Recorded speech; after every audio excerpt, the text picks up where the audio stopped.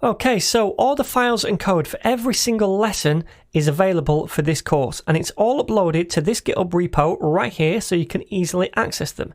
Now don't worry if you've never used Git before or you've never used GitHub before, you don't need to understand how to use it to download these course files. All you have to do is select the lesson that you want to download the code for from this drop down right here, and then you'll see all of the code for that lesson here in the repository. For example, I could select lesson 10 and then I'm going to see all of the lesson 10 code right here, all the different files and folders. Now to download the code for the lesson, just hit the green code button, then click here to download a zip file of all of the code for that lesson.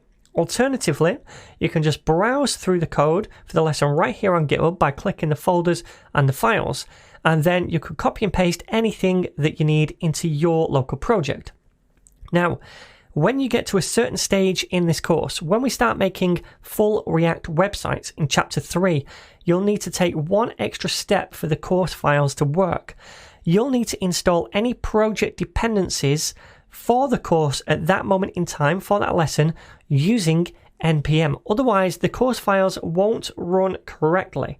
It's really simple to do, and I'm going to leave a small guide attached to this lecture which explains exactly how to do it. Again, you'll only need to take this additional step once you reach chapter 3 in the course, when we start to create full React websites.